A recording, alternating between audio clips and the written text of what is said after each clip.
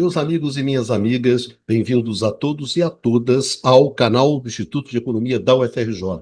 Eu sou Ronaldo Picalho e esse é o Conversas sobre o Mundo Contemporâneo, uma mesa redonda que discute o que de mais importante acontece no mundo hoje. Nesse nosso Conversas de número 104, nós vamos debater, discutir com vocês justamente a intervenção do Trump no Banco Central americano, uma intervenção que gera mais incerteza, mais instabilidade, riscos maiores, ou seja, bota mais lenha na fogueira desse processo de fragilização, de fragmentação, de enfraquecimento das instituições americanas, o que aponta um processo extremamente perigoso e no qual o processo esse que a gente não tem a menor ideia onde vai acabar.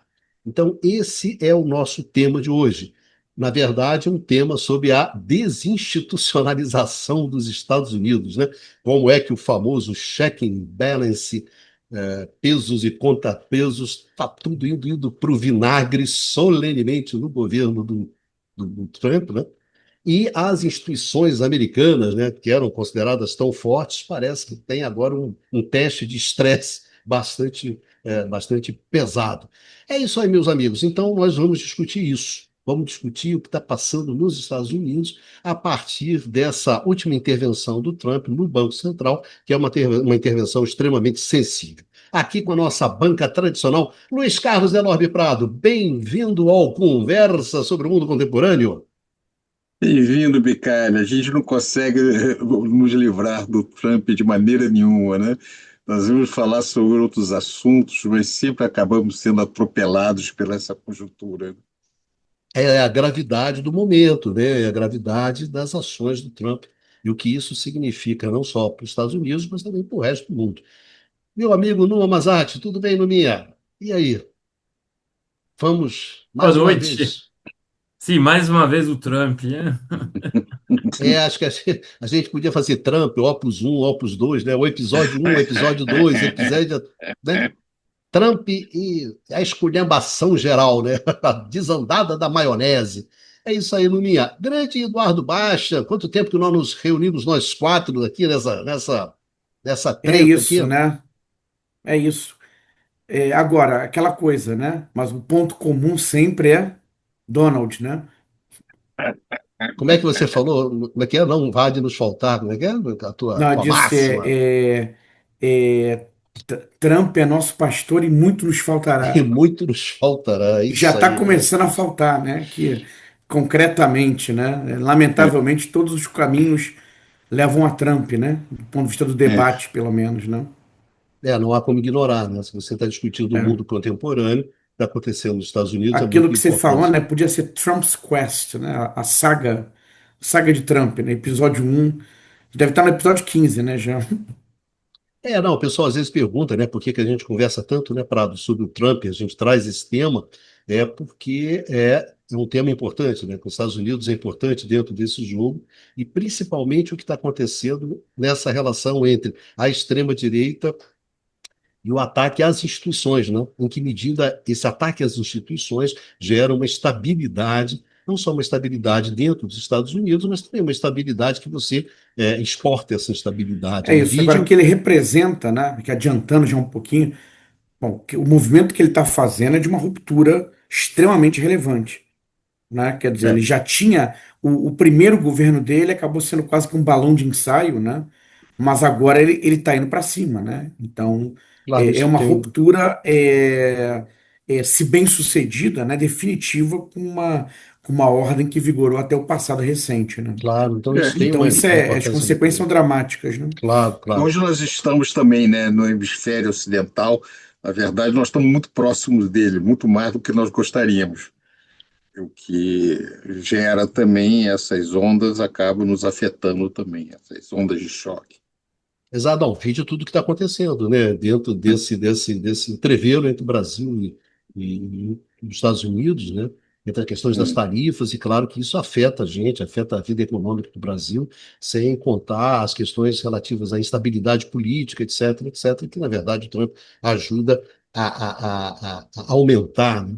Ou seja, o Trump gera instabilidade econômica e política no Brasil e gera instabilidade política e econômica no mundo, né? É um fato. É por isso que a gente discute esse tema. Pradinho, vamos começar então? Vamos começar Bom, a trabalhar? Começa você aí introduzindo o tema, introduzindo a questão Trump e então, o Banco primeiro, Central. é importante nós começarmos explicando para quem nos ouve o que está acontecendo nessa instituição, né? O Federal Trade Reserve, que as pessoas chamam de Fed, né? Só FED, que é o Banco Central americano. Né? O Banco Central, esse sistema de reserva federal americano, foi criado em 1913, depois de uma sucessão de crises financeiras nos Estados Unidos. Teve uma grande em 1903, e também o sistema americano financeiro, no século XIX, ele era muito descentralizado, ele era muito dinâmico, por um lado, por outro lado, era muito pouco regulado, o que dava várias crises, vários problemas. Então, na verdade, você criou um sistema para tentar evitar alguns dos grandes problemas que ocorreram nos Estados Unidos no sistema financeiro no século XIX. Nesse sentido, a ideia, o processo de criação foi um sistema que era sediado em Nova York, mas reunia a bancos, estruturas bancárias de todos os Estados Unidos. O sistema de reserva federal americano, ele tem na sua estrutura um Board of Governors, uma espécie de órgão dirigente que é formado por 12, é, 12 pessoas, né? 7 membros permanentes desse board, que tem mandato de 14 anos, e normalmente nas decisões de política monetária, né, num órgão chamado a Federal Open Market Committee, que decide a política monetária, entra também representantes dos chamados Federal Reserve regionais, né? Entram a 7 membros, mais um que é o presidente do sistema. Então, você tem todo um jogo que 12 pessoas decidem a política monetária dos Estados Unidos. O que esse órgão é responsável por fazer? Primeiro, de estabelecer a taxa de juros, né? Política de juros, aumenta, reduz juros, oferta monetária, regular o sistema financeiro, dar estabilidade ao sistema financeiro, prover meios de pagamento, proteger, em última instância, os consumidores no que se refere às questões de natureza monetária e financeira. Então, é muito importante para a estabilidade do sistema, a maneira como isso é organizado. No Board of Governors, nesse órgão básico, tem 7 membros que são indicados por presidentes da República e aprovado pelo Senado, exatamente como no Brasil. No Brasil, um diretor do Banco Central é indicado pela presidente da República e aprovado pelo Senado. E tem mandato. No Brasil, os mandatos são de 4 anos. Nos Estados Unidos, esses 7 membros têm mandato de 14 anos. É um mandato longo. A ideia desse mandato longo é justamente para evitar que haja interferência política, problemas e que permita uma certa continuidade na política monetária dos Estados Unidos. O Banco Central americano tem uma diferença no que se refere ao Banco Central brasileiro, apenas para efeito de comparação. Lá, a política monetária deve levar em conta 2 fatores. Primeiro, a inflação e, segundo, também o nível de emprego, a taxa de desemprego. O Brasil é só questão da inflação. O Banco Central não tem mandato sobre a questão do emprego. O governo americano, sobre Trump, ele ah, acabou de aprovar uma lei, chama, Big Beautiful Law, com esses nomes sempre exagerados do Trump, que, como sempre, na prática, reduz impostos dos mais ricos e corta gastos de natureza social.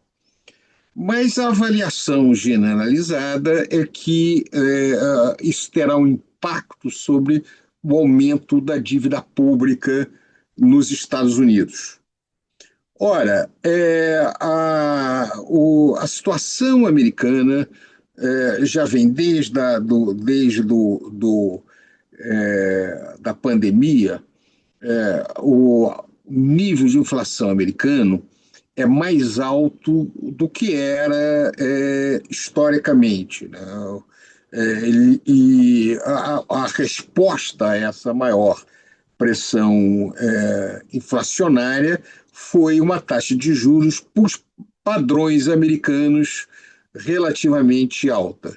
Quer dizer, a taxa de juros nos Estados Unidos está a meta de taxa de juros, né, entre 4,25 e 4,50.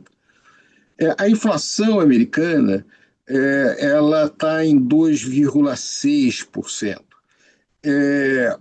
O que, pelo padrão americano, é um pouco mais alto, já foi bem maior, ela chegou em julho de 22 a 6,8%, mas ela vem caindo, ela caiu bastante até agosto de 24,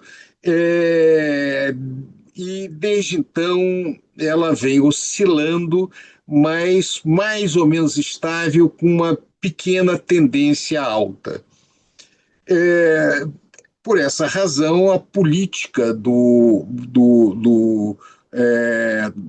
lá do Banco Central americano tem sido de manter taxa de juros relativamente alta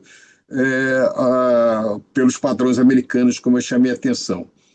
Ora, a taxa de juros relativamente alta, levando em conta que a dívida pública americana ela está num patamar, pelos padrões americanos, considerados muito alta, ela é praticamente igual ao PIB americano, né? E ela mais ou menos, próximo dos 100% do PIB americano. Ela está mais ou menos em 37 trilhões de dólares, que seria um pouco acima, o PIB americano é um pouco mais baixo do que isso daí, e com tendência alta. Várias projeções indicam que se projeta 10 anos adiante, essa a dívida chegaria a 120% do PIB americano.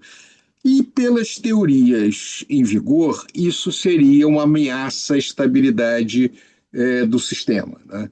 O Numa, pode tratar isso muito melhor, ele trabalha com política monetária, pode explicar para vocês que isso é um pouco controverso, mas pouco importa o que realmente nós achamos, mas é como o mercado financeiro entende que vê isso como uma ameaça.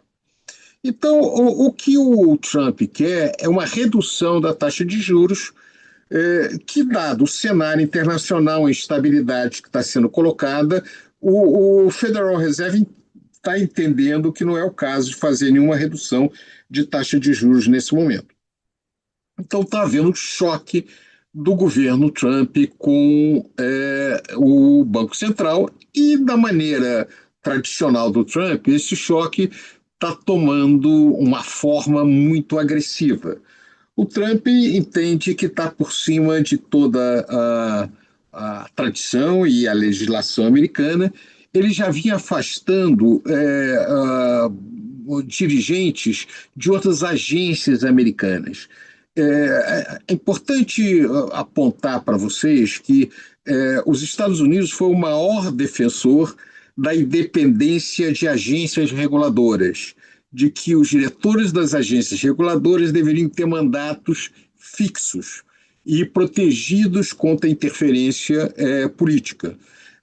Não, famosas reformas que foram feitas no Brasil a partir da famosa a agenda que veio de fora para dentro de reformas, em especial no Consenso de Washington. O Brasil também criou várias agências reguladoras com mandatos independentes, que os governos não poderiam, de alguma maneira, trocar. Isso foi uma visão que se colocou dentro desse período. O que o Trump está fazendo? Pura e simplesmente ignorando isso.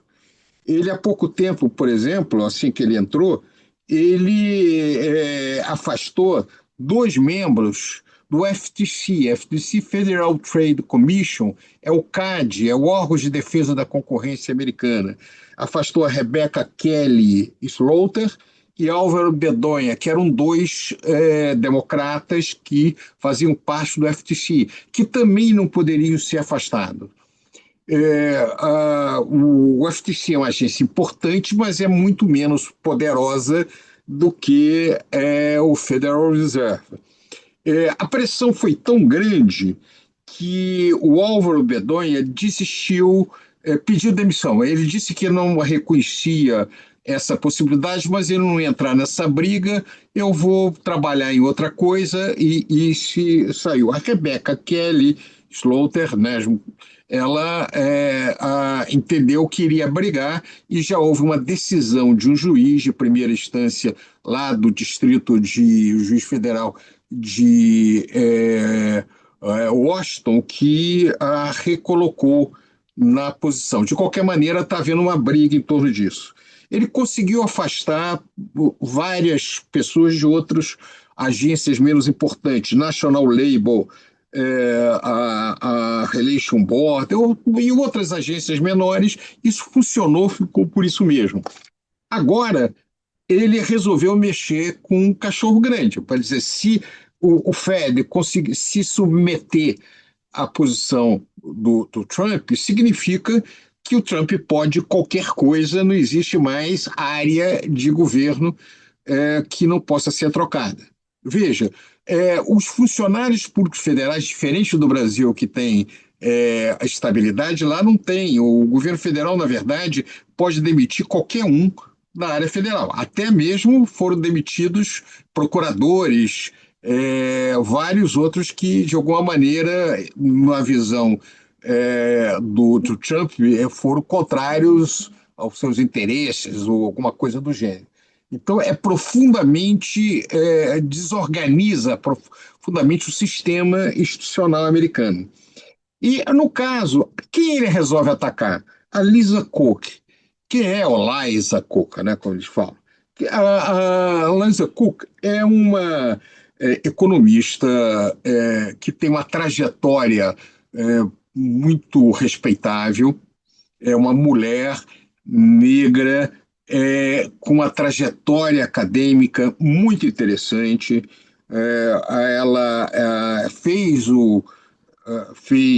estudou em Oxford, estudou antes filosofia nos Estados Unidos, depois fez mestrado em Oxford, passou um tempo no Senegal, fez um programa no Senegal, depois ela foi para Berkeley e foi orientada pelo Barry Eichengreen. Barry Eichengreen é um grande historiador econômico.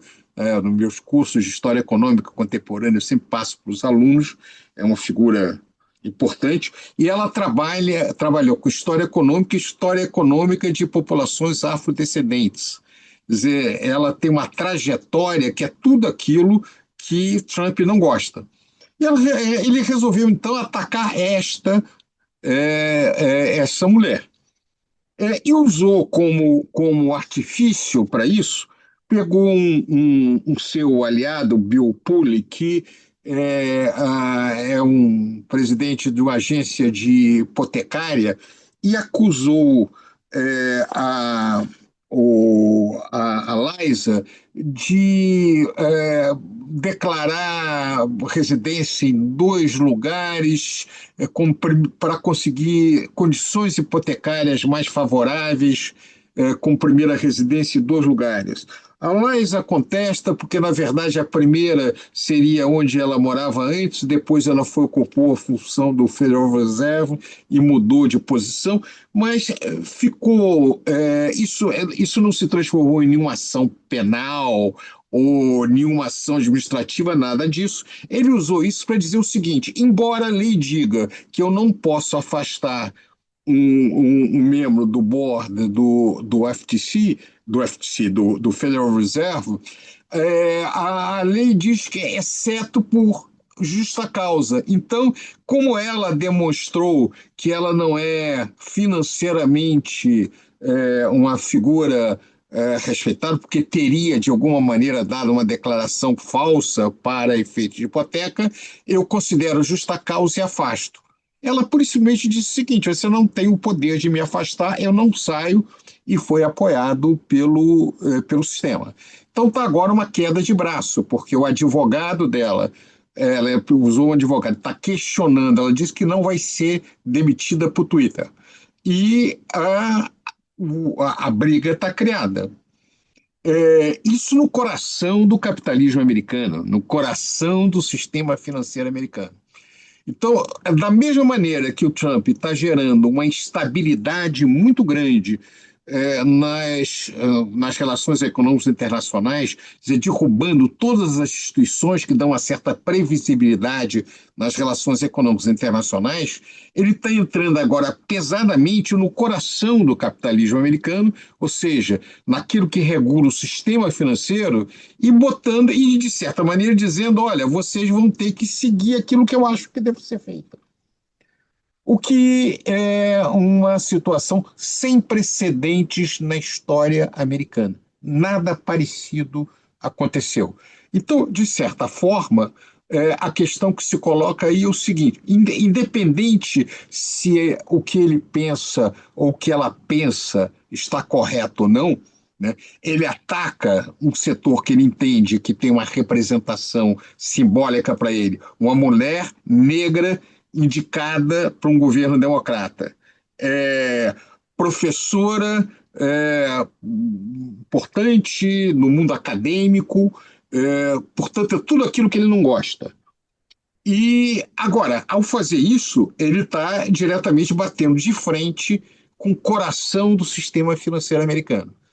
E aí é que se coloca, né, quem será o vencedor desse processo? Inevitavelmente, isso chegará na Suprema Corte Americana, que tem maioria conservadora de 6-3. Então, a grande pergunta é: essa Suprema Corte vai estar do lado de quem? Será que, mesmo ela sendo conservadora, vai aprovar qualquer decisão do Trump, qualquer vontade que ele tenha, mesmo à custa de botar em risco toda a visão de mundo do cerne do capitalismo americano? Se for isto, nós temos uma transformação histórica dos Estados Unidos sem precedentes, certamente, no último século.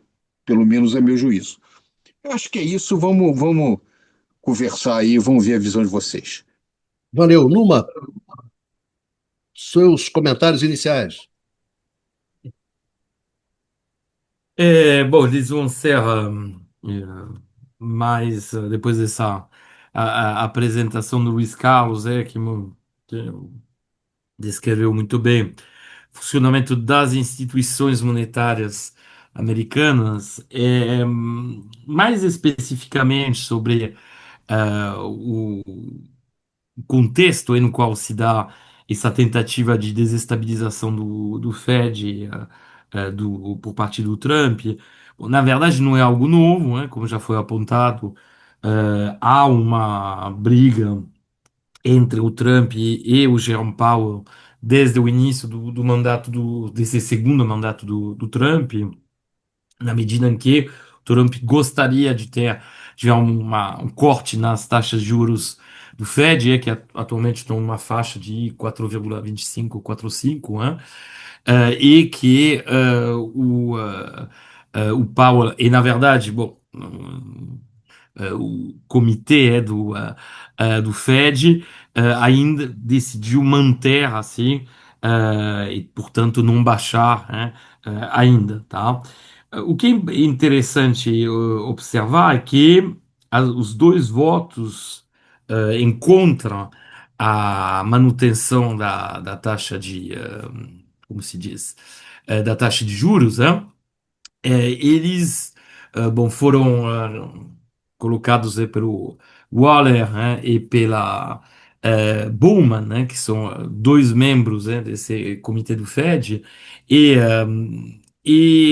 os argumentos, bom, alguns dizem que esses dois membros do comitê, por terem sido nomeados pelo Trump no primeiro mandato, estariam mais alinhados politicamente com o Trump, mas não podemos esquecer que o Powell também foi nomeado pelo Trump, tá? Então, eu não sei se a gente pode olhar só por essa ótica. O que é interessante observar é que tem realmente duas visões que se opõem, por enquanto, pelo menos, né? Uma encarnada pelo Powell e pela maioria do comitê, que é as que sustenta, na verdade, a manutenção até agora, né, de taxas de juros consideradas altas, né, pelos patamares, né, das últimas 2 décadas, né, que seriam essas taxas de juros entre 4,25 e 4,5.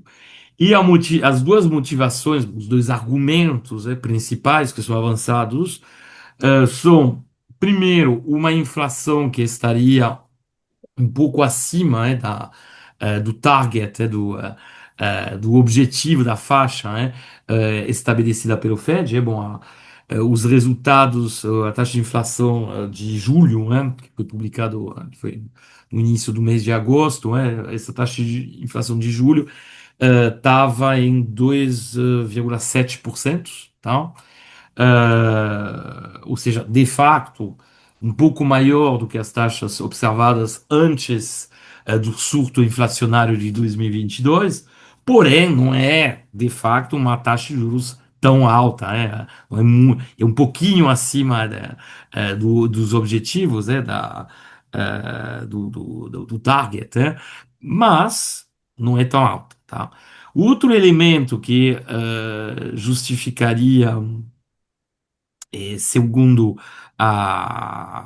o Powell, né, a manutenção de uma taxa de juros ainda alta e que a taxa de desemprego continua relativamente baixa, ele não interpreta que teria uma desaceleração muito grande, um desaquecimento muito grande da economia americana.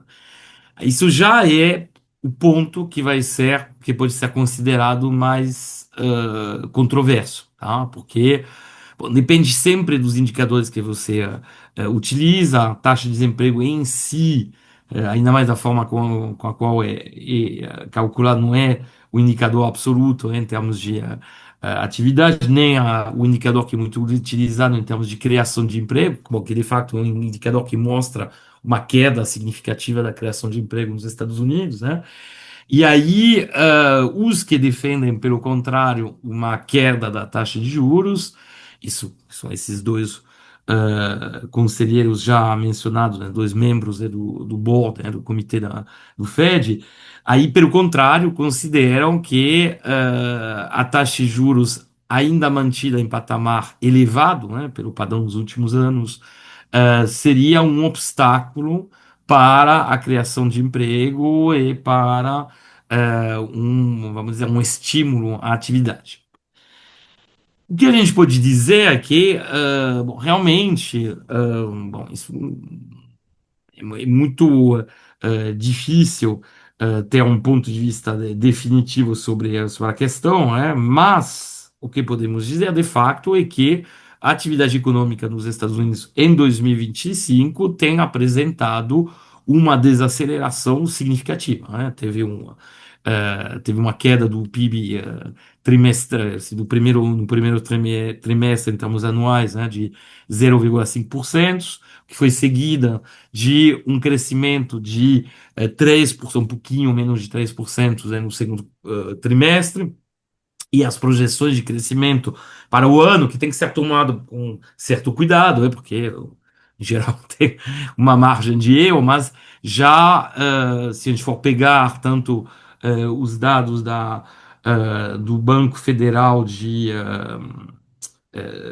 Atlanta, que é um dos membros desse conjunto de bancos federais de estados que constituem o sistema do Fed, né? Junto com outras estimativas, tanto da OCDE quanto do FMI, apontariam para uma taxa de crescimento anual para 2025 entre 1,5% e 1,7%. Ou seja, abaixo, significativamente abaixo da taxa de crescimento de 2024 e significativamente abaixo também da média de crescimento durante o governo Biden. Tá? Ou seja, de fato, do ponto de vista político, isso é algo que já preocupa o Trump em vista das eleições de midterm do ano que vem, né, que são sempre um elemento importante para uma administração, até para poder manter uma certa liberdade, né, da qual atualmente goza o governo Trump, já que tem maioria nas duas câmaras. Tá? Então, de fato, a questão da taxa de juros nos Estados Unidos, bom, em todo o país, ela tem um impacto relativamente grande em certos setores, tá? Particularmente para um setor que é importante na economia americana, que é o setor da construção civil. Tá? Um setor que tem sofrido de taxas de juros elevadas, e que, portanto, não tenha criado tantos empregos quanto costuma criar, assim, estruturalmente, tá? Então, de fato, a gente pode entender essa preocupação do governo Trump.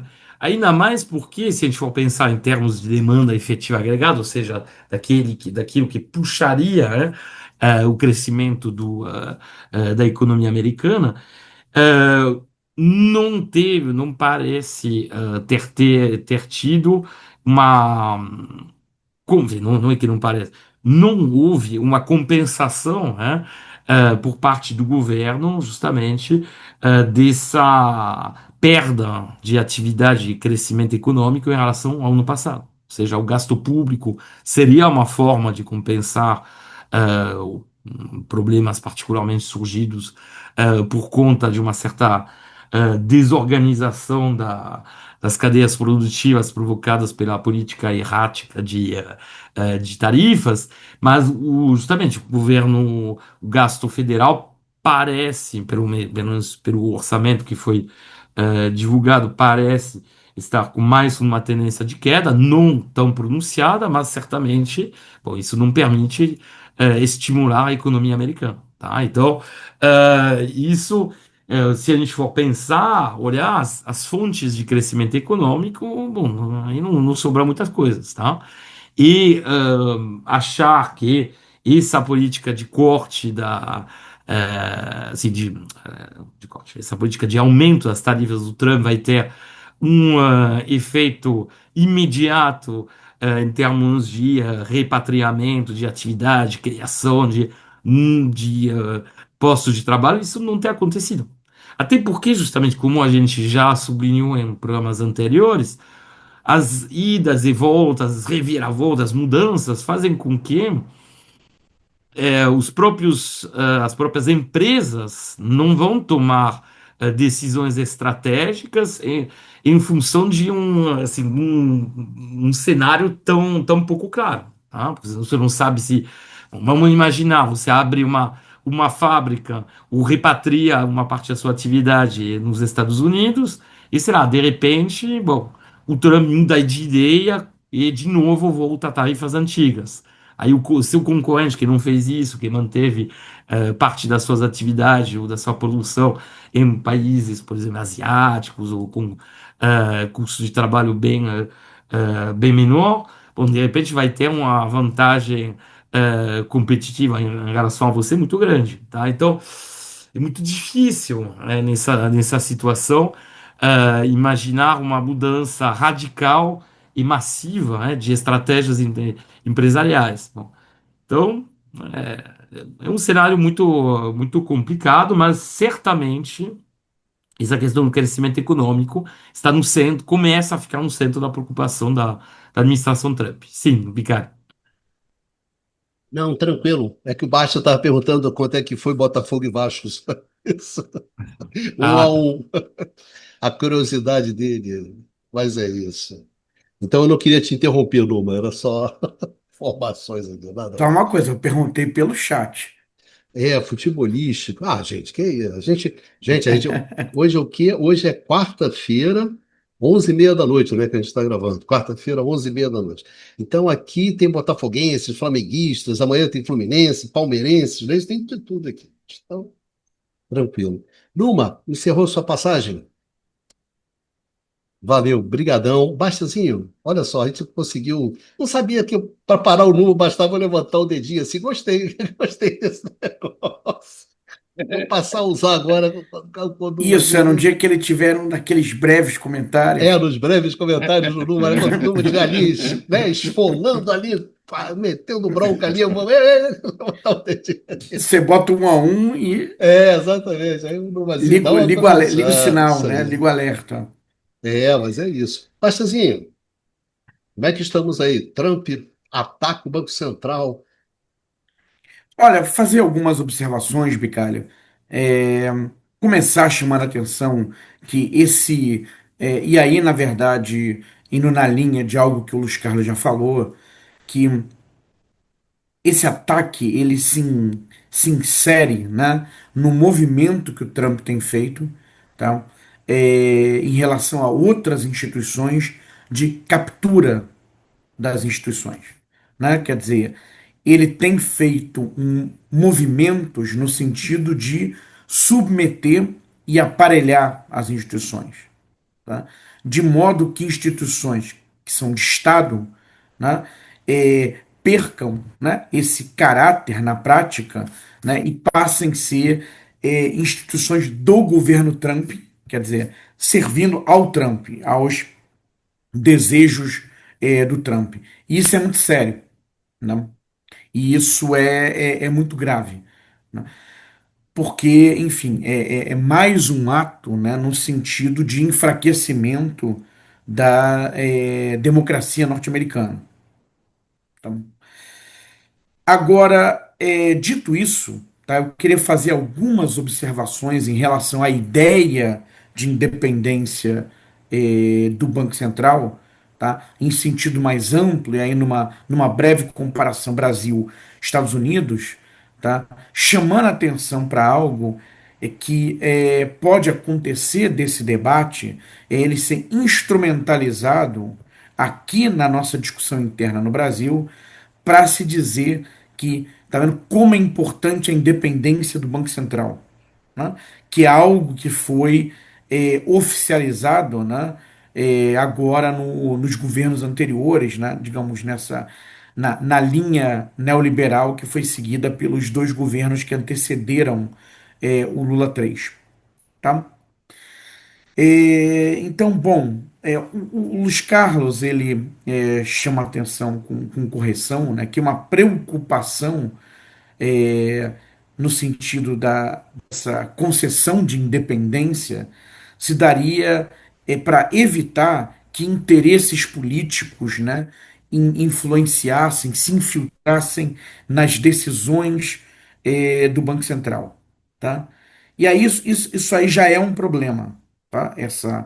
Essa ideia, porque a ideia toda é de que as influências políticas, né, em relação à ação de um banco central seriam inflacionistas, né? Quer dizer, seriam influências e colocando, já adiantando alguns pontos, que provocariam no médio e longo prazo mais inflação, mas sem nenhum ganho em termos de maior crescimento ou menores taxas de desemprego.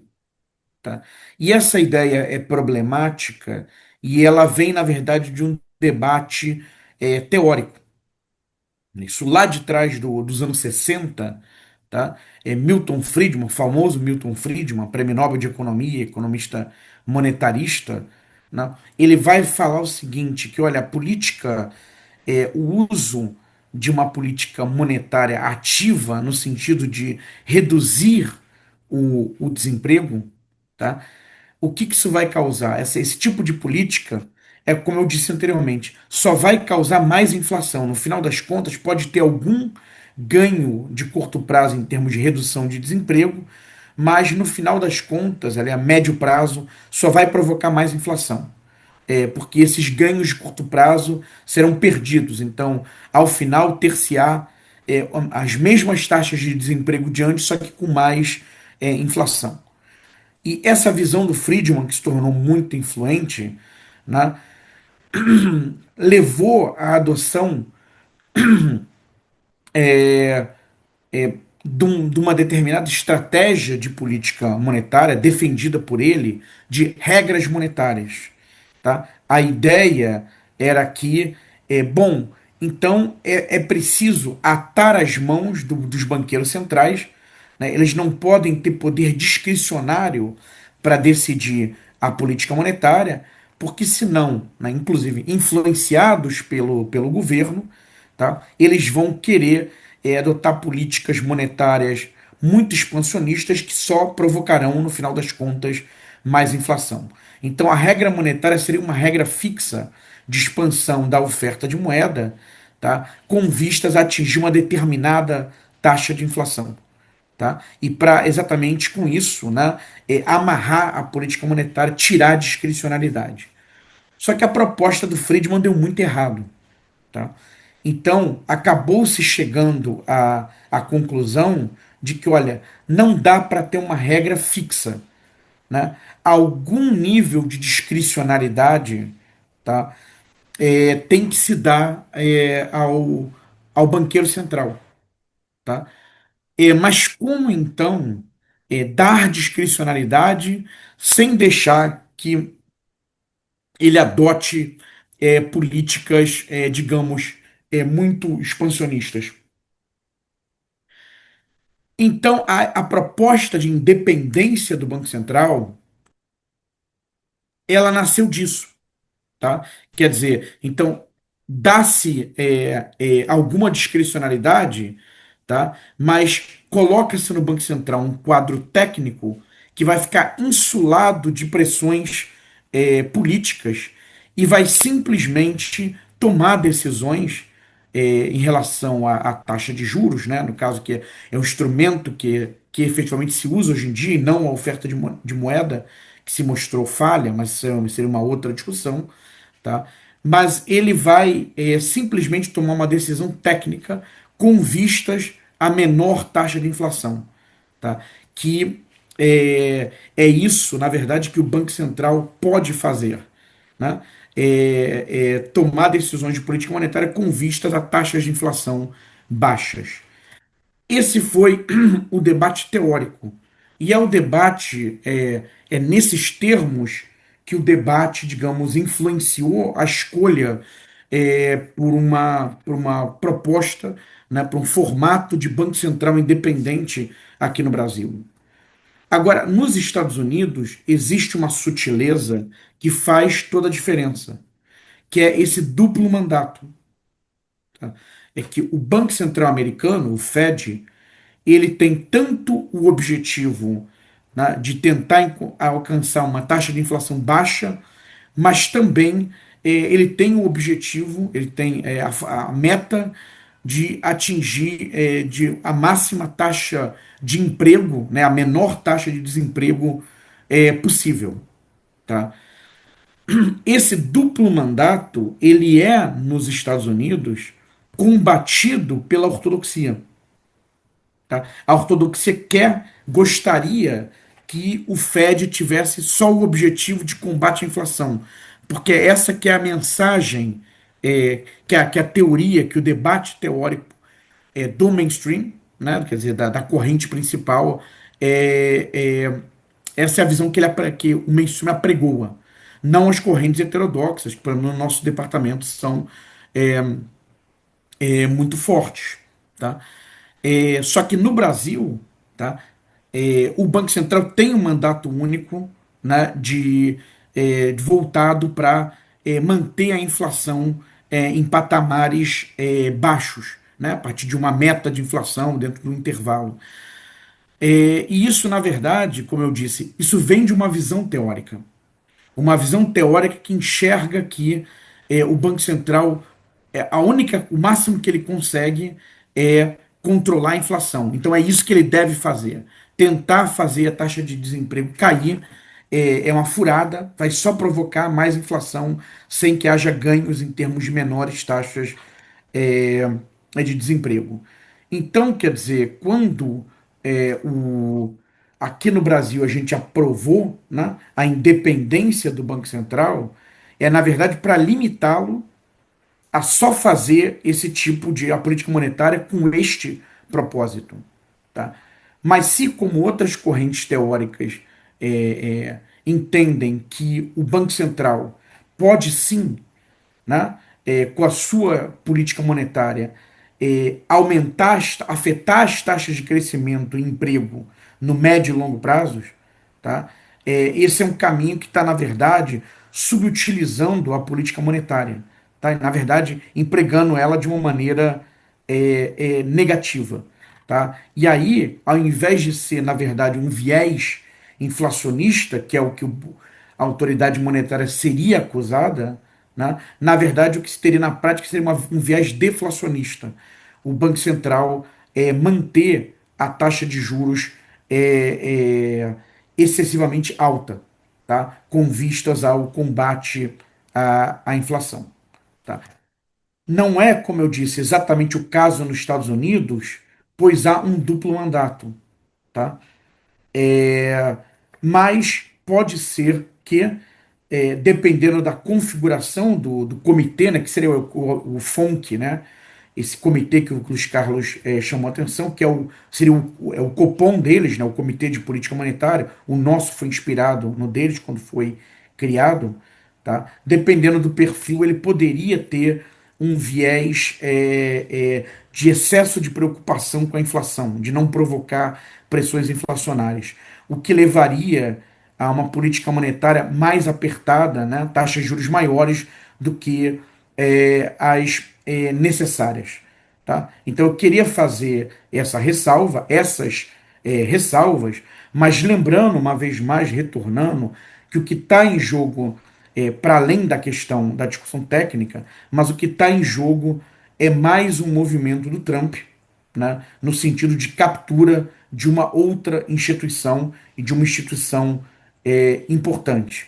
Mas o ponto que eu falei anteriormente, eu faço uma conexão com a fala do Numa, né, quando ele chamou a atenção que seria, em princípio, essa ideia de que o desemprego está em baixa nos Estados Unidos, não haveria sinais de que a situação estaria piorando, né, do ponto de vista do crescimento econômico, né, que há evidências, tudo depende dos dados com os quais você trabalha, você escolhe para fazer a análise, isso poderia sugerir que, na verdade, sim, a economia está se desacelerando.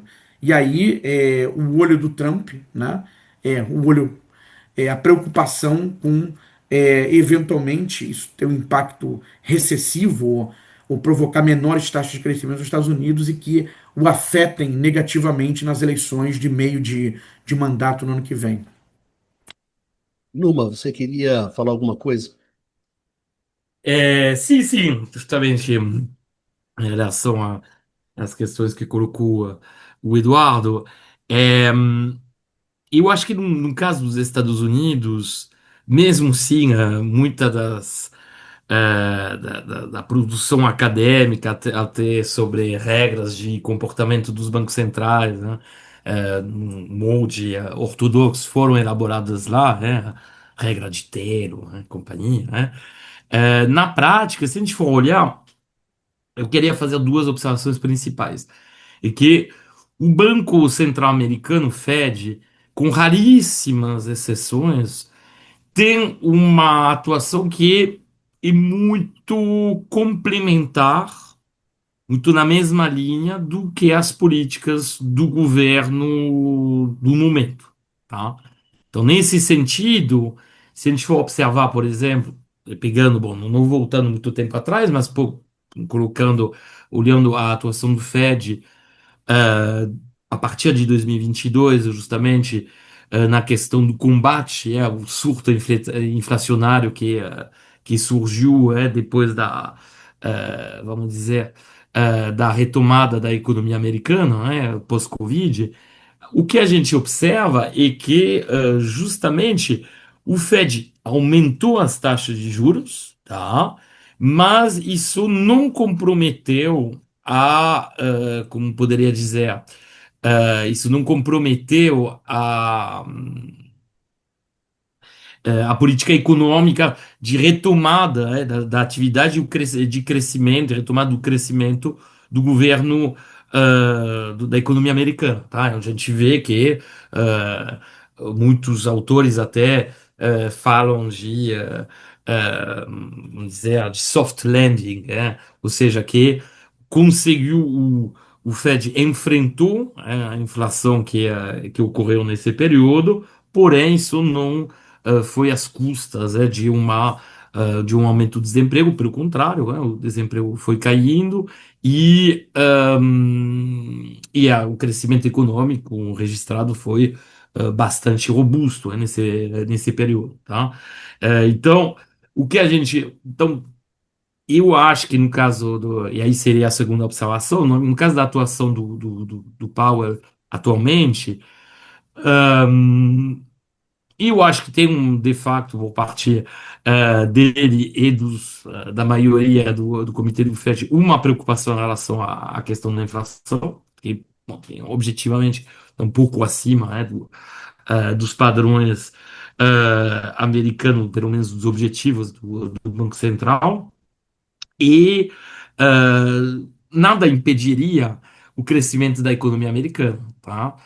Se justamente o governo Trump atuasse como tinha atuado o governo Biden, ou seja, através de aumento do gasto público, através de programas de transferência. Então, o que a gente viu no caso americano é que, de fato, a gente tem tido aparentemente a gente teve uma prova de uma certa independência do Banco Central, fazia tempo que a gente não tinha isso nessa medida, no sentido de uma oposição, de um choque entre o governo, no caso, o Trump de um lado e o governador, enfim, o, uh, o presidente do Banco Central americano, o Powell, mas o que a gente tem também, e aí isso que é interessante ver, que nunca, se a gente fosse pensar em termos, por exemplo, de política econômica no Brasil, a priori a direita aqui é muito alinhado com as visões ortodoxas, justamente de controle a todo custo da inflação a priori. Bom, no caso americano, o que a gente está vendo é que essa direita trumpista, até porque ela não quer uma política fiscal expansionista, ela tenta achar uma outra forma uma outra fonte de crescimento, que seria justamente através da queda das taxas de juros, do efeito que isso pode ter sobre o setor imobiliário, também sobre o crédito, sobre a compra de bens de consumo duráveis, sei lá, automóveis, etc., que é importante nos Estados Unidos, financiado por crédito também, isso, a queda dos juros pode ter uma importância sobre isso. Então, o debate americano, como muitas vezes, ele não pode ser visto desde o ponto de vista brasileiro, porque a gente tem até inversão muito mais confuso, entre, de uma certa forma, e muito menos, na verdade, ideológico no sentido assim, das práticas de políticas econômicas, do que o que a gente vê no Brasil, tá? Então, é, complica um pouco a análise da situação, mas o que a gente pode dizer é um ponto muito importante, isso sim, a economia americana está desacelerando. Isso é um fato. Tá? Isso é um fato. Inclusive, tem um episódio recente onde a, uma das a controller, ou seja, uma das figuras mais importantes lá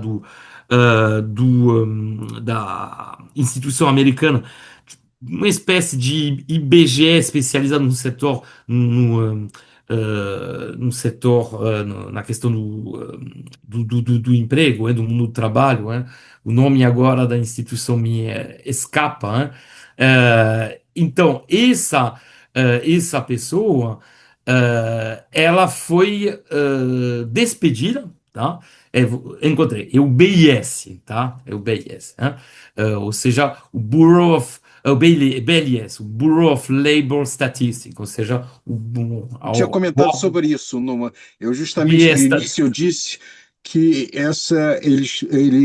isso ele conseguiu ganhar, inclusive na justiça americana, porque isso é um órgão regulador muito menor, afastou e ficou por isso mesmo, tá? Sim, porque ele tinha. A história curta é isso. É. O Trump publica um post onde diz: Olha, ótimo, isso no início de agosto, agora, né?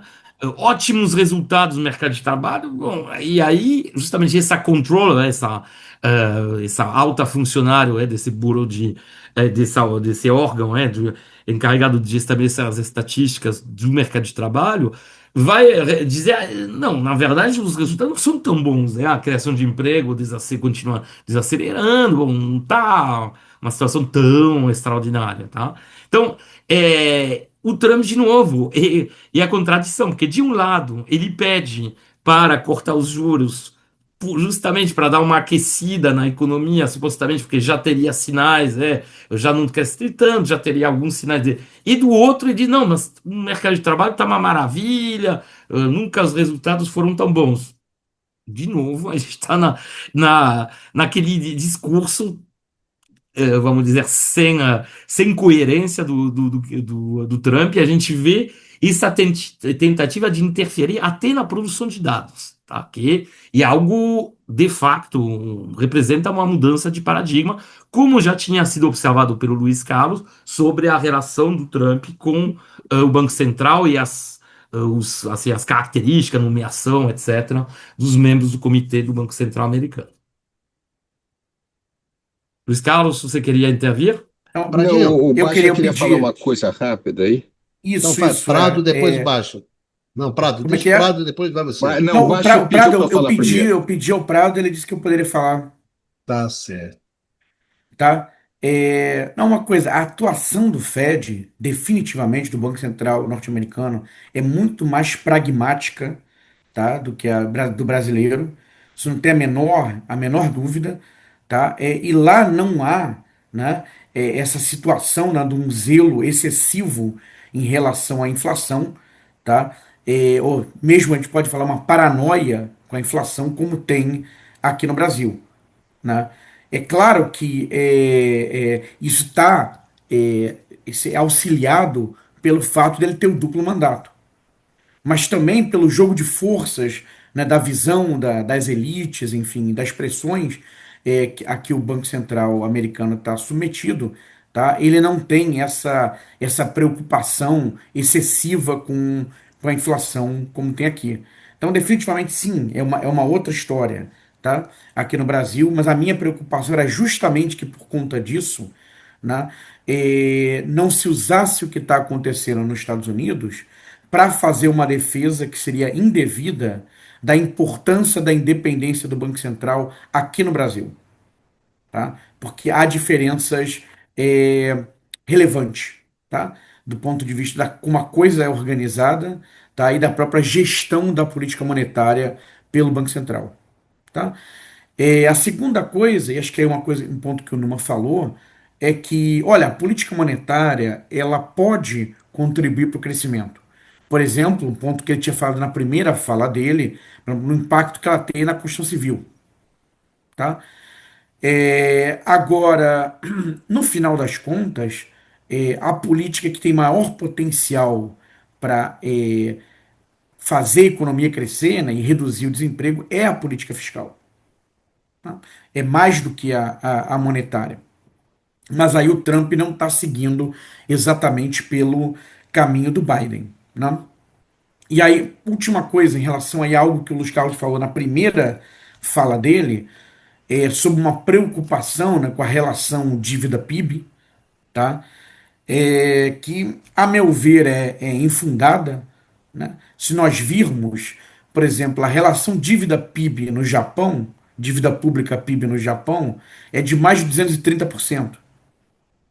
Tá?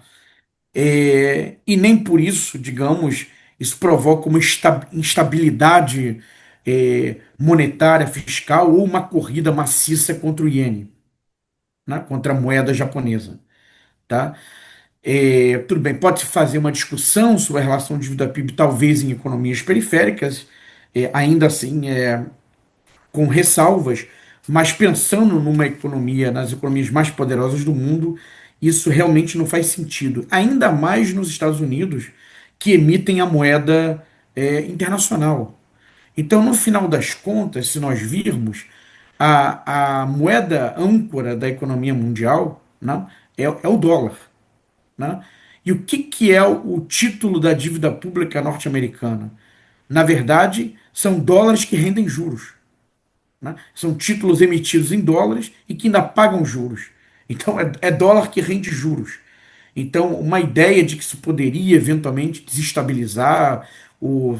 Bom, não sei se é exatamente esse o argumento que eles estão usando, Luiz Carlos, que você chamou a atenção. Se puder até voltar a isso, Eu tá? queria, Mas sim, eu a vou, ideia de que você pode, de que é possível que haja consequências dramáticas se a dívida pública sobre o PIB nos Estados Unidos superar 100%, chegar a 120, me parecem talvez mais até do que exageradas e infundadas.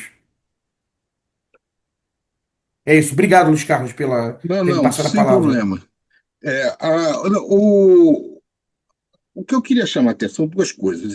Primeiro, eu vou discutir um pouquinho essa questão de política monetária, depois eu queria chamar a atenção no, esse ponto que eu acho que vocês foram muito bem, separar muito a realidade americana da realidade brasileira, porque você pode usar críticas que se faz na questão americana de maneira errônea para aplicar à situação específica do Brasil.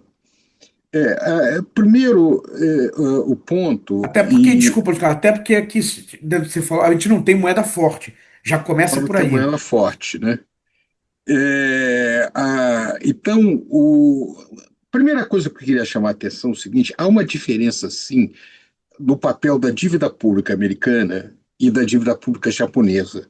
No caso da dívida pública japonesa, quase a totalidade dela está na mão de japoneses, né? Inclusive, o Banco do Japão detém uma percentagem muito grande, mais de 40% disso, mais instituições financeiras japonesas.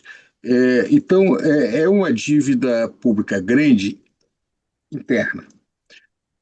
No caso americano, como é uma moeda de reserva, você tem uma percentagem não trivial da dívida americana, quer dizer, em torno de mais de um quarto, mais de 25%, que está na mão de investidores estrangeiros. Na verdade, você tem alguma coisa como 10 trilhões, as estimativas são um pouco diversas. Isso o fato de que todo mundo usa como reservas moeda americana tem um impacto para o mundo e tem impacto para os Estados Unidos. Então, no momento em que o resto do mundo não, de alguma maneira, começar a reduzir o volume de reservas em moeda americana, alguém vai ter que adquirir essa dívida americana. Pode ser o próprio as instituições americanas, você vai ter que fazer alguma coisa como o Japão faz. Mas me desculpa, Luiz Carlos, por que reduziria? Vai para onde? É o ativo seguro do mercado financeiro Não, internacional. não tenha dúvida, mas o que está acontecendo atualmente é que a instabilidade está tão grande, gerada por isso, que as preocupações de se buscar ativos alternativos são crescentes. Tá? Não é tão fácil fazer isso como a gente já discutiu no passado. Né? Agora mesmo nós vamos ter daqui a algum tempo as reuniões lá no do grupo de Xangai que está discutindo isso. Tem vários setores que estão discutindo. A China não consegue se livrar completamente não é nem do dólar, né? Das dívidas públicas americanas, das suas reservas. O Japão tem mais de 1 bilhão, 1 trilhão de dólares de reservas americanas e assim por diante. Mas para usar a nossa expressão derivada segunda, a tendência é ter um crescimento menor disso. Há uma grande preocupação pela instabilidade que está sendo gerada, pela desordem na economia internacional que está sendo gerada pelo governo Trump. Isso não é do dia para a noite, mas isso já está ocorrendo. Agora, o que eu quero chamar a atenção que o que se trata não é uma discussão do governo americano versus o Banco Central americano versus o CAD lá, o FTC, nem coisa nenhuma. O que se trata é de uma total a reestruturação, se vocês quiserem, suspensão da institucionalidade americana. O que está, isso não se passa nada nem no Brasil, nem em nenhum país europeu, nem em lugar nenhum. Ninguém está botando, pelo menos grande parte do mundo, dos países, pelo menos mais importantes, de alguma maneira, não estão passando por esse tipo de desordem. Eles estão sofrendo as consequências dessa desordem. O, Há uma percepção de que a posição americana como país hegemon vem se enfraquecendo, e o Trump, de alguma maneira, ele entende que ele precisa reorganizar a economia americana e a economia mundial para, de certa maneira, impedir essa decadência americana, retornar o papel dos Estados Unidos. Nós já discutimos isso várias vezes. E o ideal na cabeça dele é retornar ao modelo americano antes da Primeira Guerra Mundial. Aliás, isso é explícito, né? Onde você era uma economia americana muito mais desregulada, você tinha um poder do presidente da República maior sobre muitos aspectos, e as limitações nas relações econômicas internacionais, você não tinha uma institucionalidade internacional, não tinha as organizações internacionais que nós temos hoje. Tudo isso impõe certos limites à ação americana. Bem, nesse sentido, nós temos o que está se passando com Trump é uma experiência, uma engenharia social sem precedentes. Eu tenho chamado a atenção dentro desse cenário, com alianças claras. Por exemplo, saiu na Reuters, essa foi ontem, se não me engano, uma notícia onde está aqui, olha, agosto 26 de agosto, 2 dias, às 11h26 da noite, onde o Trump declara que ele vai retaliar todos os países que tiverem regras regulando as big techs americanas. A Europa já meio reclamou desse negócio, o bloco diz que a Europa tem o Digital Service Act, né, a lei americana, a lei europeia que regula os serviços digitais. O Canadá, que também estava impondo uma taxa sobre empresas do gênero, até andou recuando. Então você tem uma guerra muito grande dentro desse sentido. Então, de certa maneira, há uma realocação. Me lembro muito, seria muito bom aqui tá, o nosso amigo Dudu, porque você tem uma reorganização das frações de classe no poder, né, que é difícil a gente entender um pouco de fora. mas claramente o Trump está se aliando a alguns grupos contra outros, né? É interessante, outra notícia que saiu também, que a fundação lá do milionário da Microsoft, como é que é o nome dele? Que tem uma grande fundação de Bill caridade. Gates, Bill Gates Gates está Foundation, sei lá, né? Gates Foundation está deixando de financiar algumas instituições com vínculos ao Partido Democrata. Que era impensável imaginar alguma coisa disso na Europa. Então, ele claramente ele está se aliando a alguns grupos contra outros e está tentando, de alguma maneira, reorganizar o capitalismo americano em moldes primeiro, uma visão anti-globalização, né? O projeto de globalização, os Estados Unidos perdeu a China. Ele é um derrotado nesse processo. Falava-se tanto, né, que nós não podíamos ficar fora da globalização, aquela discussão toda. Esse projeto é sempre importante fazer. Ele foi a crise do modelo, né, daquele modelo, é evidente, né?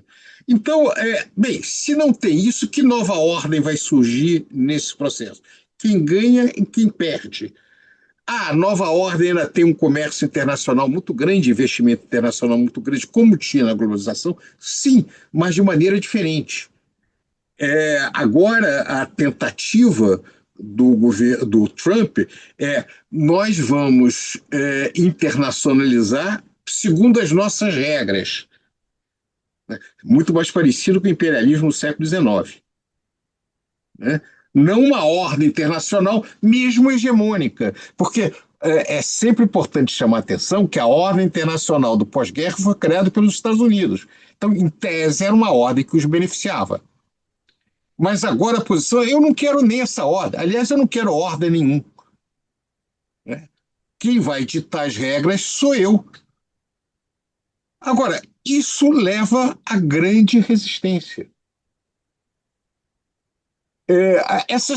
Agora, a coisa que se complica, porque para levar adiante esse projeto, ele tem que também reorganizar as alianças no interior dos Estados Unidos. Porque com essa nova visão de economia e do papel dos Estados Unidos, tem ganhadores e tem perdedores também lá dentro dos Estados Unidos. Então, esses setores perdedores também estão reagindo. Nós vemos todo o espectro, né, dos grupos aliados ao Partido Democrata, inclusive o setor financeiro, que era um grande aliado do Partido Democrata. Estão chiando, né? Até agora, eles veem o Trump como uma profunda ameaça dentro desse processo, né? A própria questão com o Brasil, o setor financeiro americano ganha muito nas relações financeiras com o Brasil. Nós já discutimos isso. Tem muito investimento americano no Brasil, tem muito movimento de capital que beneficia. Botar em risco isso em nome de quê? Né? Em nome da defesa de uma agenda de extrema-direita que não é muito claro especificamente como beneficia esse setor, quer dizer, diferente da agenda neoliberal tradicional. Eu não estou nem dizendo que ela seja menos excludente, ela é apenas diferente. Então, por isso, a minha visão é que parte da imprensa que está interpretando as questões hoje do Trump, ela está, de alguma maneira, fazendo uma análise de algumas dessas ações, fazendo aquele velho discurso que se trata apenas de um populismo ou de ignorância econômica do Trump. Eu acho que isso é diferente. Mais uma vez, eu não estou dizendo que ele seja um agente racional, não me parece que seja. Mas é claro que você tem um projeto de uma extrema-direita que quer, primeiro, abrir mão do discurso democrático. A democracia não é mais um valor, né? A não ser quando nos interessa, pode falar o que quiser, contanto que seja aquilo que a gente queira ouvir, né, que é um pouco o discurso que ele coloca. Eu não quero um sistema excessivamente amarrado, eu quero um sistema de poder em que eu faça as regras de maneira relativamente livre em benefício de um determinado grupo. É, a, então, nós estamos perante uma situação de tensão econômica, política e institucional crescente, né? A minha pergunta no embate é onde isso vai estourar primeiro, tá? Mais uma vez, a intervenção em Washington, onde sob a desculpa que há problemas de natureza de crime em Washington e órgãos federais administrando diretamente Washington. Isso é muito grave, porque significa romper com elementos do federalismo americano. Mais uma vez, ataca as instituições. Eu li um interessante artigo dizendo que, por trás disso também tem o fato de que, se houver disputas de natureza eleitoral, isso será resolvido a partir de decisões feitas em última instância em Washington. Então, controlar Washington pode ser importante no decorrer desse processo. É, Será que nós vamos ter algum tipo de conflito, inclusive de conflito mais pesado, com governadores se recusando a obedecer o Trump? Porque se o Trump pode dizer, eu não ligo para uma determinada legislação, eu vou fazer o que eu quero. Imagine um governador da Califórnia, um governador de um estado grande dizer assim, tudo bem, mas eu não deixo isso ocorrer aqui no meu estado. Que tipo de situação você teria? Da mesma maneira, até agora, a Europa está topando tudo. Será que a Europa vai abrir mão da sua regulação na área do Big Tech? Vai se submeter a isso também? Porque existe até na expressão. O Brasil está agora discutindo o seu projeto de regulação das Big Techs. Uma das fontes inspiradoras do modelo brasileiro é a Europa. Fala-se, inclusive, na área de regulação de Big Tech, no efeito Bruxelas. O que é o efeito Bruxelas? É a influência dos modelos regulatórios de Bruxelas sobre países como o Brasil, África do Sul e outros na regulação das Big Techs. Então, você tem uma disputa também dentro dessa área. Ou seja, o Trump está abrindo várias frentes simultaneamente. E essas frentes se caracterizam a desorganização institucional dentro dos Estados Unidos e uma reorganização das relações econômicas internacionais com a imobilização de qualquer agência internacional e a tentativa de submeter essa ordem internacional aos Estados Unidos. Com um detalhe, dada a relação dele com a Rússia e com a China, com a certa aceitação da ideia de que nós vamos ter áreas de influência diversas, com provavelmente sistemas de influência diversos. A grande complicação que eu vejo nesse cenário todo vai ser a disputa de países médios importantes, Índia, Brasil, Turquia, né? Desses países, quem está na posição mais frágil somos nós, porque nós estamos no hemisfério ocidental, né, que desde o século XIX, quando a doutrina Monroe seria, em última instância, a área de influência americana, né, doutrina que foi reforçada por por Ted Roosevelt, né, o tio do Roosevelt dos anos 30, né, o defensor da política de Big Stick, né, o defensor de tratar duramente aqueles recalcitrantes que não queriam submeter à vontade americana. Então, a questão que se coloca é o seguinte, como é que nós vamos ver adiante? Será que Trump vencerá na sua reorganização, na submissão das instituições americanas? Será que o Trump vencerá em submeter os seus principais aliados, a Europa, seus vizinhos, nesse processo? Qual é o poder que o Trump vai usar para submeter países mais recalcitrantes, como o Brasil, como a Índia e como a África do Sul, dentro desse processo? A meu ver, é isso que está em jogo. Senhores, podemos já ir encaminhando aqui o finalzinho, né? Alguém quer acrescentar alguma coisa numa? Baixam, uma rodada final? Não, eu acho que eu já falei bastante também, eu acho que nós Quatro? vamos continuar voltando nesse tema, Bicalho, não tem jeito, porque nós somos Ó, constantemente atropelados. E como nós estamos, a meu ver, no meio de um furacão, está sendo muito difícil a gente fazer qualquer projeção confiável, né? Eu sempre chamo a atenção quem está nos ouvindo de que quando a gente projeta alguma coisa, a gente projeta baseado na experiência do passado. Quando você está em rápido processo de mudança, o passado não te ajuda muito a olhar para o futuro. Por isso que nós estamos retomando os mesmos assuntos a cada momento e nós vamos revisar muitas vezes. O que eu estou defendendo aqui eu posso mudar semana que vem, porque a realidade pode trazer informações completamente distintas a cada momento. Por isso nós vamos precisar pensar juntos a cada instante. Eu as queria fazer coisas. só duas Vai baixando. observaçõezinhas, Vicálio. Acho que o Luiz Carlos trouxe elementos muito interessantes, né? É, só seriam dois talvez, pequenos adendos, né?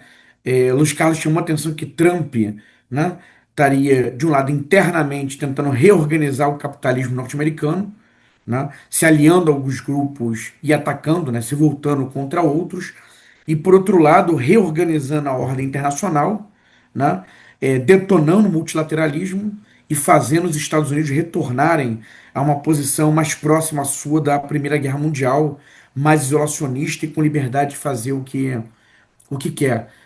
Foi por aí, Luiz Carlos, só Foi por para. aí, é isso mesmo. Tá. Né? Sem O limites. adendo que eu Eu faria, sou um free rider nessa ordem internacional. Eu faço o que eu quero. eu assino embaixo, né, e só faria só duas observações. Essa tentativa de reorganizar o capitalismo norte-americano em bases mais autoritárias do que o que é o comum na história dos Estados Unidos. Né? Que ele está fazendo um movimento de concentração de poder nas suas mãos, né? E de controle das instituições. Tá? Então, quer dizer, como eu tinha comentado anteriormente, as instituições, você tinha um sistema de freios e contrafreios, né? O movimento que ele faz é de captura das instituições, tá? De várias instituições, para que elas operem na direção que ele deseja. Tá? E esse eu acho que é um aspecto grave e talvez inédito, né? Na história, pelo menos recente, dos Estados Unidos. Tá? De uma forma tão Um deliberada e comentário. agressiva. Né? E eu só teria uma outra observação. Depois você fala, a gente fecha. Não, porque Do seria, na ponto. verdade, um parágrafo, só para você falar. Esse livro do Capitalismo que o King Slobodian lançou Aham, chama aham. muita atenção para essa tendência do Foi, capitalismo foi traduzido recente, para o português já. foi Esqueci o produzido em título em português. português. Mas fala, De perdão. vamos estourar essa ordem, vamos acabar com essa coisa. Democracia, liberdade e democracia não são compatíveis, né? A ideia de liberdade seria uma liberdade econômica e democracia seria uma maior expressão popular de alguma coisa. Então, a impressão que eu tenho é que o tipo de capitalismo que o Trump quer é esse capitalismo que está sendo apontado como uma tendência desses grupos mais radicais ligados à inovação, à informática, a mercados digitais, etc. Mas isso é uma Eu suposição vi em ainda. algum lugar a ideia, eu nem sei se eu cheguei a assistir, acho que foi até no Nacife, tá? Mas era alguma especialista chamando a atenção que o Trump teria uma visão, ou pelo menos o grupo que o rodeia, de que o caminho para fazer frente ao desafio internacional das potências emergentes, em particular da China, seria a autocracia. Tá? Eu estou dizendo, eu não ouvi, quer dizer, mas só uma ideia que isso ficou na minha Mas isso que a cabeça. extrema-direita fez nos anos 20. Pois é, Isso é que foi feito com o fascismo, com sim, mas o não nos Estados Unidos. falangismo, com o Mas não nazismo. nos Estados Unidos. Pois é, É, pois é. Não, mas Não é nos isso? Estados Unidos tinham forças fortes que Ah, defendiam isso claro, também, só que claro, perderam, claro, né? O próprio Henry claro, Ford claro, e claro, vários claro. outros Não defendiam essa agenda. aconteceu, né? Não, Claro. Tem até o aconteceu, livro famoso do Philip Roth, né? claro. A Plot É. Against America, né? O complô contra a América, né? Que é interessante. Exatamente. Então, a impressão que eu tenho é que você tem claramente o ressurgimento da agenda da extrema-direita do período entre guerras, com a Sim. expressão do E século na XXI, experiência claro. da Itália e da Alemanha, o que aconteceu foi justamente uma submissão das instituições. Elas foram sendo capturadas, né, pelos ditadores. Agora, do ponto de vista só internacional, dessa nova ordem internacional, né, é isso mesmo a gente pensar nos anos 90, né, como se diz, da globalização. Claro, ali você tá, os Estados Unidos estão na liderança, é conveniente, aí você vai promover o multilateralismo, E né? a democracia. É, Eu não a considero mais os democracia, a Estados Unidos um país OMC democrático. deixou de ser conveniente. É. Agora, o retorno a esse movimento antes da Primeira Guerra Mundial, né, ele é isolacionista no sentido de um desinteresse em organizar a ordem internacional, em ter um papel organizador. Só que, no caso, o Big Stick, né, norte-americano, agora ele não é restrito, digamos, só aqui ao continente ou à sua periferia. Né? Ele abrangeria uma quantidade muito maior de regiões, né, dada a posição que os Estados Unidos ainda ocupam na ordem internacional. Né?